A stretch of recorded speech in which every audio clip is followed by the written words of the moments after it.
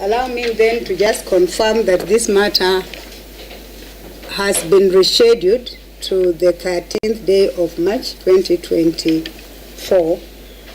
Let's agree on time. Is 11:30 okay in the morning? Yes, it is fine with us. The other councils? It's fine with us. Okay. So, as much as I started by doing a disclaimer on how today I'm not the one who is being accused of adjourning this matter, I think at the end of the day, I'm the driver of the vehicle, being the one presiding over this court.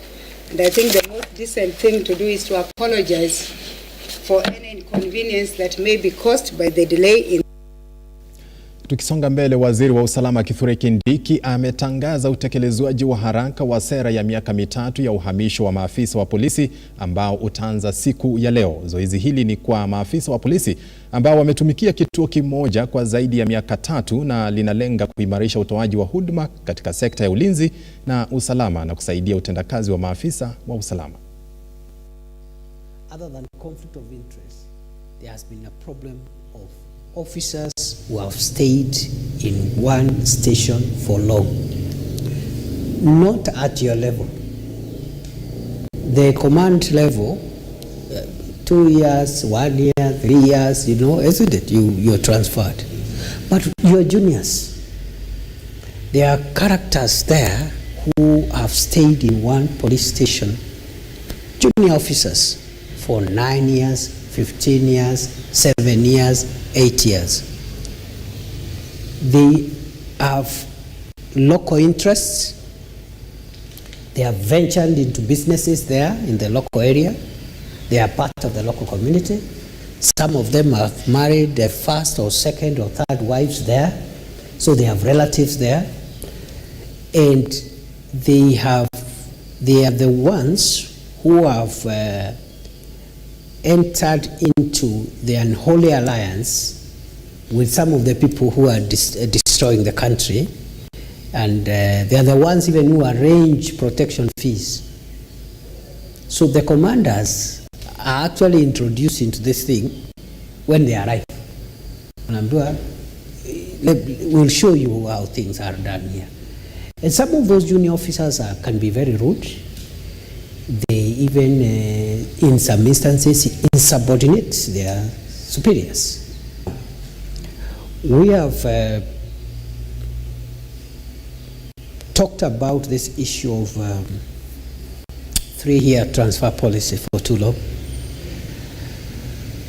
And I just wanted to communicate that all the officers from all the agencies who have served in one station for 3 years and above will be transferred starting today morning. Watu 7 wakiwemo maafisa 4 wa polisi waliohusika katika uuzaji wa pombe haramu iliyowaua watu 17 katika kijiji cha Kangai, kaunti ndogo ya Mwea Magharibi, wameratibiwa kupimwa afya zao kabla ya kufunguliwa mashtaka. 7 hao walifikishwa mbele ya hakimu mkuu wa Kerugoya Claire Wanyama, ambaye aliruhusu ombi la upande wa mashtaka la 6 hao kuzuiliwa katika gereza la Kerugoya GK, na huku mshukiwa wa kike Lydia Wanjiru akipelekwa katika gereza la wanawake la Embu kabla ya kuchunguzwa kiakili na kuwasilishwa mbele ya mahakama kuu ya Kerugoya mnamo tarehe 14 Machi 2024 kujibu mashtaka ya mauaji. That the accused persons will be taken for mental assessment.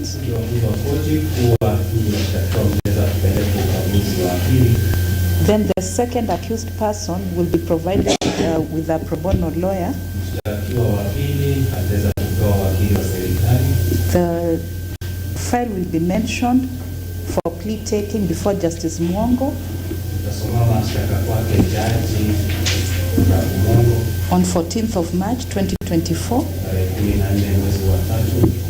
So the second accused person will be remanded at Embu Women Prison, while the other accused persons will be at Kerugoya GK Prison.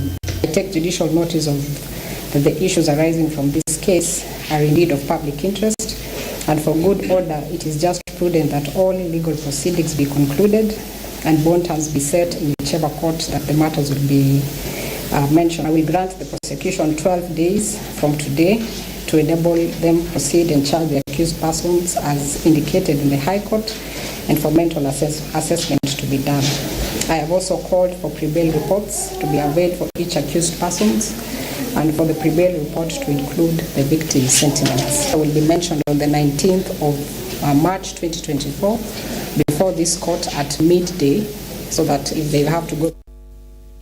Tukisonga mbele, watoto kutoka familia zisizojiweza na wanaoishi katika mitaa ya mabanda eneo bunge la Nakuru Magharibi waliofanya mtihani wa KCPE mwaka uliopita wameandamana na wazazi wao kunrathi jijini Nakuru hadi kwa ofisi ya chifu wa eneo la Mwariki kuomba usaidizi wa serikali kujiunga na shule za upili.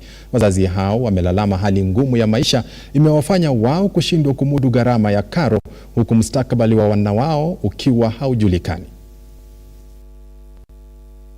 Niko hapa kwa ajili ya kuomba msaada juu ya mtoto wangu kwa amechelewa kwenda shule na si furaha yangu kumwona akiwa nyumbani.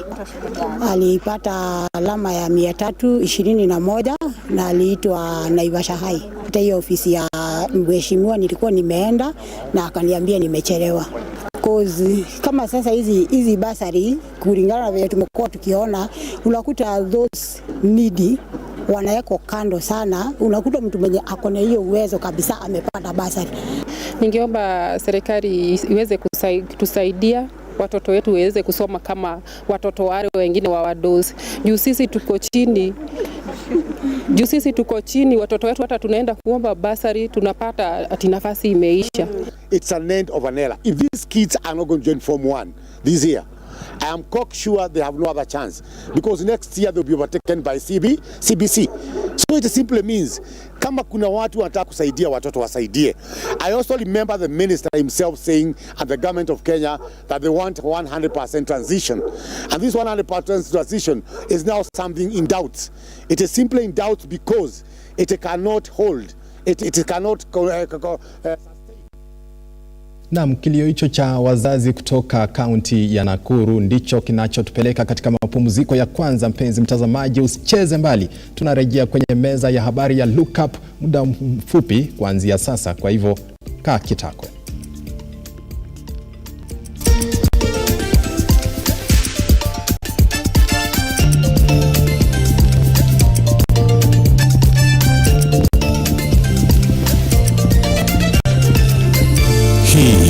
Taarifa Kuu, halisi na sahihi.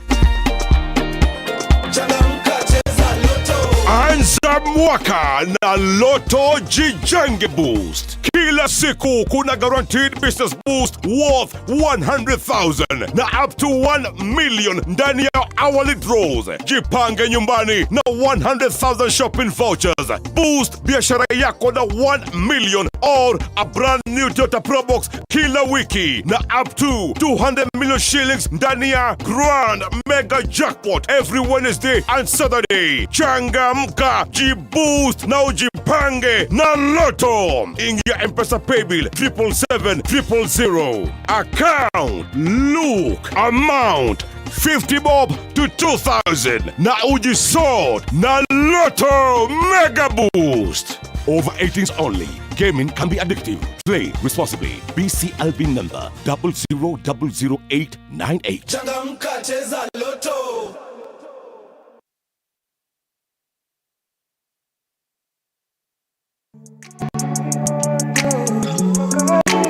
Hata wewe rafiki, amka kumekucha.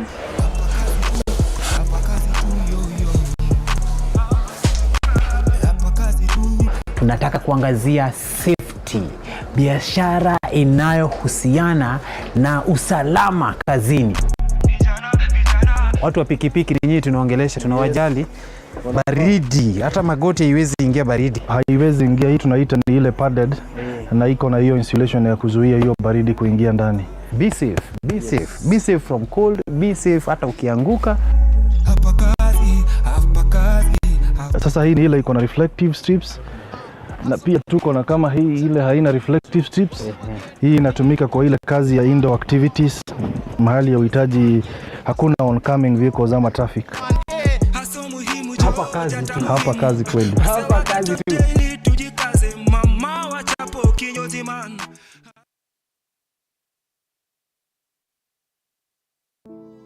Save a Life is a non-profit organization that has taken the front line in transforming lives in the entire country. So far, we have transformed life of over 100,000 people through our programs, which include medical support, youth empowerment, street family program, feeding program, and climate change. Join us today as we transform lives. As we always say, service to humanity is service to God. Save a life, transforming lives.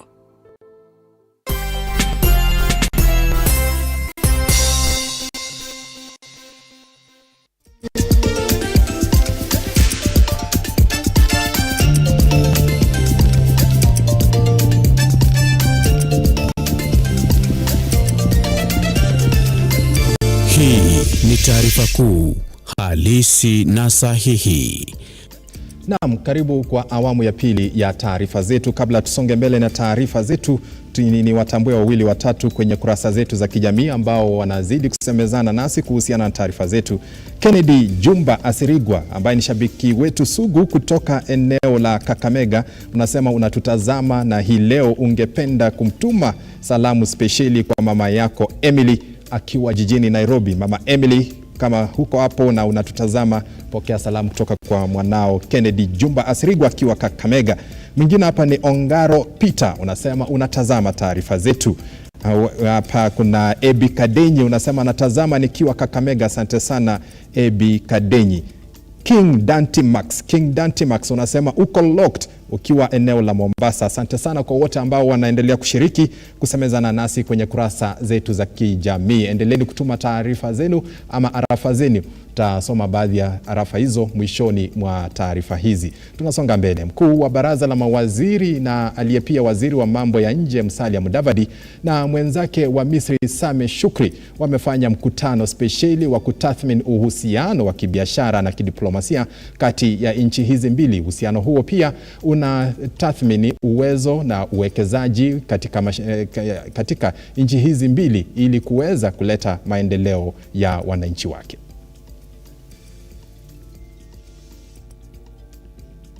We must ensure that all these frameworks translate into stronger economic, social, and development relations between our two countries through action-oriented implementation strategies.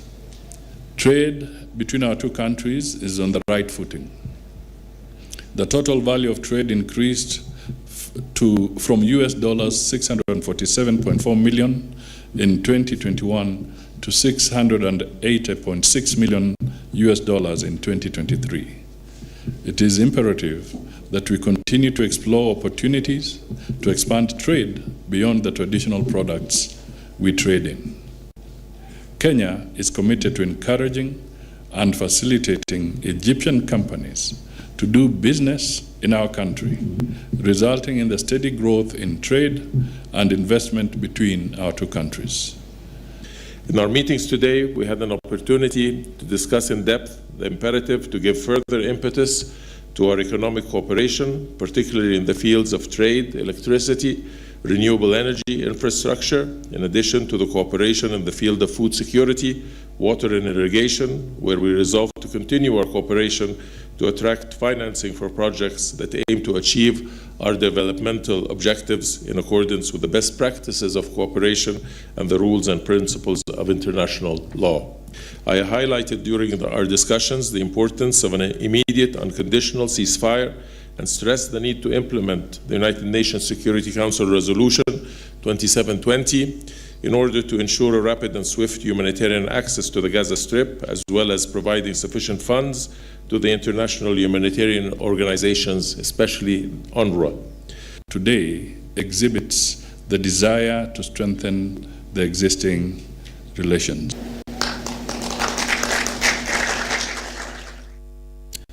Kwa miaka mingi kucheleweshwa kwa uhamisho wa majukumu, bili ambazo hazijashughulikiwa na migogoro ya mipaka ya kaunti ni masuala ambayo yamekisiwa kuwa tishio kuu kwa ugatuzi.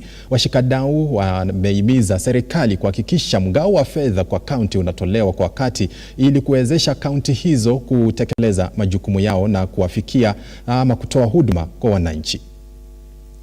I would like to point out a few issues that I believe require some emphasis going forward. The first one is the matter on the transfer of functions and resources allocation towards devolved functions to county governments. The fourth schedule of the Constitution sets out the functional assignment between the two levels of government. We are still building on the immense work done by the Transition Authority, led by former chairperson Mr. Omangi, and I commend IGTRC for delivering on their mandate on this front. However, some of the devolved functions under the fourth schedule are still heavily funded by the national level, among them agriculture, health and water. Additionally, some functions belonging to counties are still in the process being unbundled, costed and transferred to counties together with their facilitating resources. The Senate Committee on Devolution and Intergovernmental Relations, working with IGRTC to ensure functions are conclusively transferred and adequately resourced.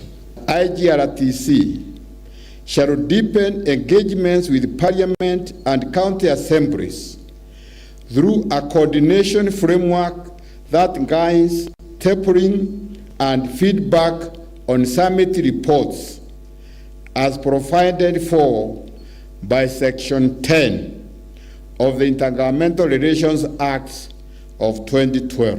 IGRTC will have focal officers at the county governments to facilitate effective.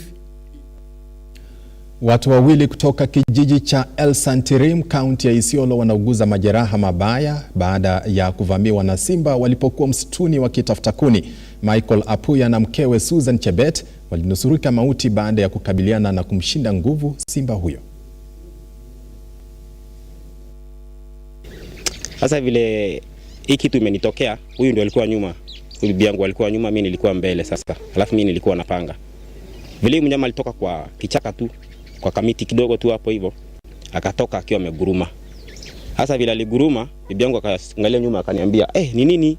Mimi kuangalia nyuma nikaona ni simba, nikamwambia ni simba. Ndio ikaguruma, ndio huyu akaanguka chini mara ya kwanza, akaanguka ya pili. Wakati imenikaribia ikaruka juu. Kuruka juu ikanigonga kifua.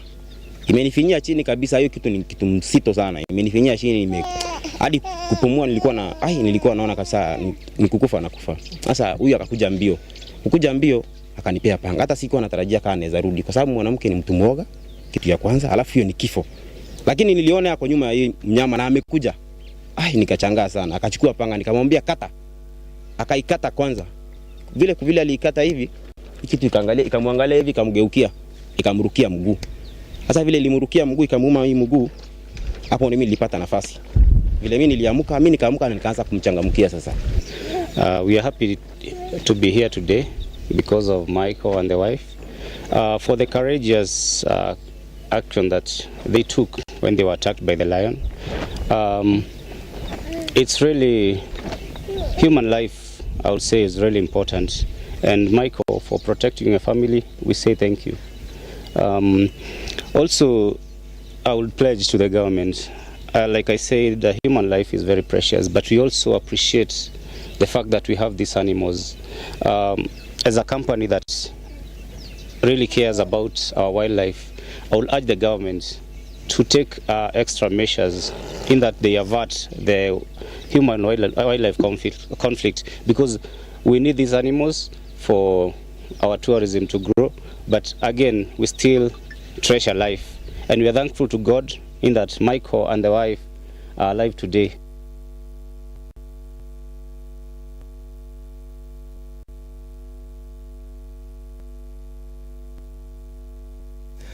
Naam, tusonge mbele ambapo kamati ya afya ya bunge la kaunti la Garissa sasa imeitaka serikali kuipa uhuru wa fedha hospitali ya rufaa ya Garissa.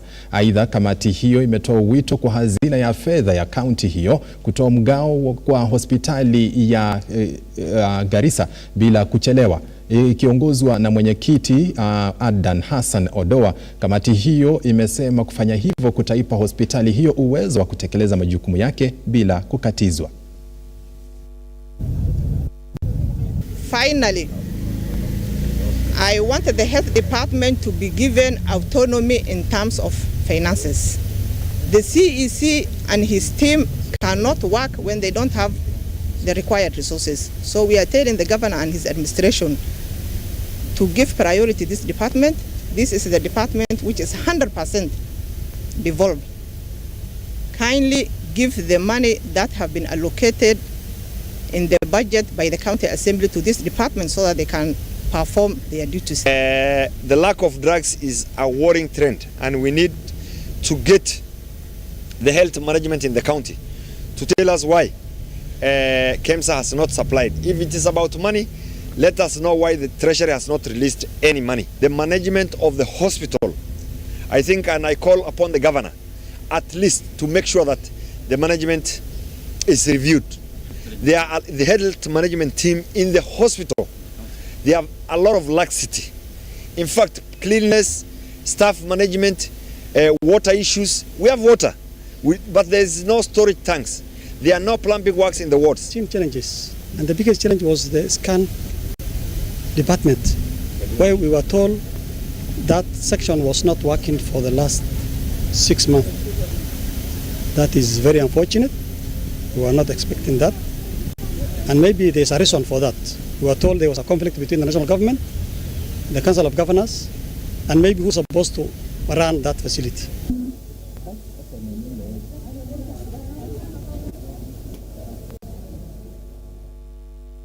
Naam, taarifa hiyo kutoka bunge la kaunti ya Garissa ndiyo imetufungia taarifa zetu mchana wa leo. Mpenzi mtazamaji, imekuwa fahari yetu kukuandalia taarifa hizi kwa niaba ya kikosi kizima kilichoshughulikia kutayarisha taarifa hizi. Tunasema asante sana, na kwako wewe mpenzi mtazamaji ambaye ameshiriki kusemezana nasi, tunakutakia mchana mwema. Endelea kutazama runinga ya Lookup. Nikiondoka namkaribisha mwenzangu Robert Chacha ambaye anaingia na ulingo wa spoti. Usikae mbali, atakueleza mengi kuhusu yanayojiri katika uwanja wa spoti humu nchini na katika rupaa za kimataifa. Kuwa na mchana mwema.